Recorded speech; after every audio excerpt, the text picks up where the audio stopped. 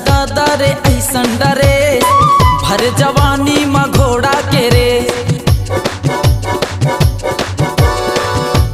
दादा रे ऐसन डरे भर जवानी में घोड़ा के रे। आदमी तो आदमी ये देख के, आदमी तो आदमी ये देख के कुकुर घलो तोला भूखा थे, भूखा थे। ऐसन डर से काबर पहने हस्टूरी पिछूले जवानी तोर झलका थे। ऐसन डर से काबर पहने हस्टूरी पिछूले जवानी तोर झलका थे।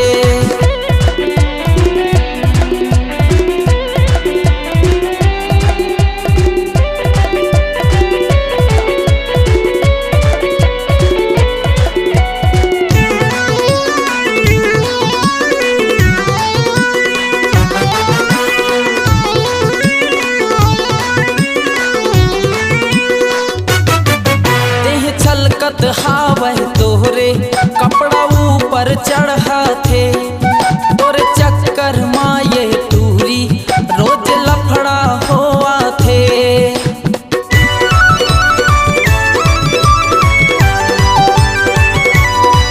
देह छलकत हावह तोरे कपड़ा ऊपर चढ़ा थे।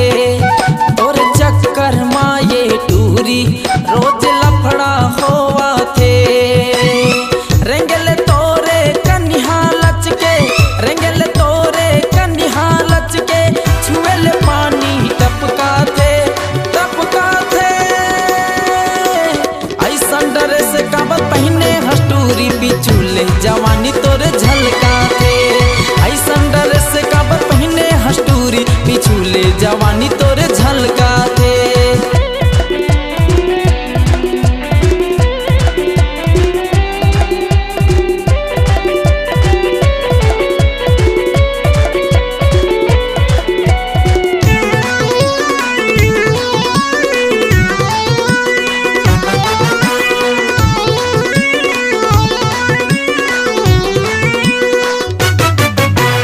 चढ़े तोर जवानी महंगाई बढ़ गे।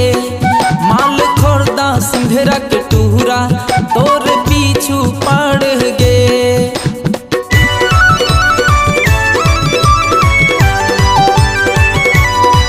जब चढ़े तोर जवानी महंगाई बढ़ गे। माल खोरदा सिंधरक टूरा तोर पीछू पड़ गे।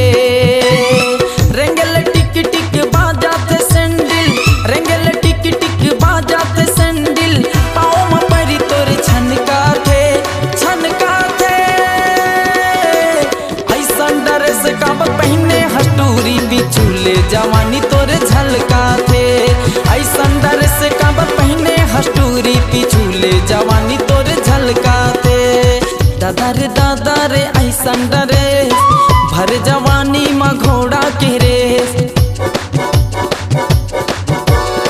दादा रे ऐसन डरे भर जवानी में घोड़ा के रेस। आदमी तो आदमी ये देख के, आदमी तो आदमी ये देख के कुकुर घलो तोला भूखा थे, भूखा थे। ऐसन डरे से काबर पहने हस्टूरी पिछूले जवानी तोरे झलका थे।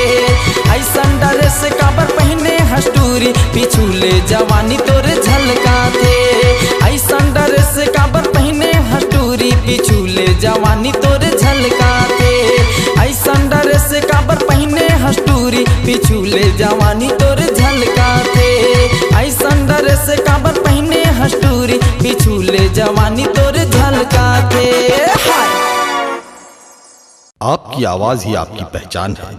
यदि आप अपनी आवाज को एक नया आयाम देना चाहते हैं तो चले आइए मल्टी ट्रैक डिजिटल रिकॉर्डिंग के लिए AVM audio video studio, Khamtarai, Raipur. Mobile number 9301523929 और 7869646201।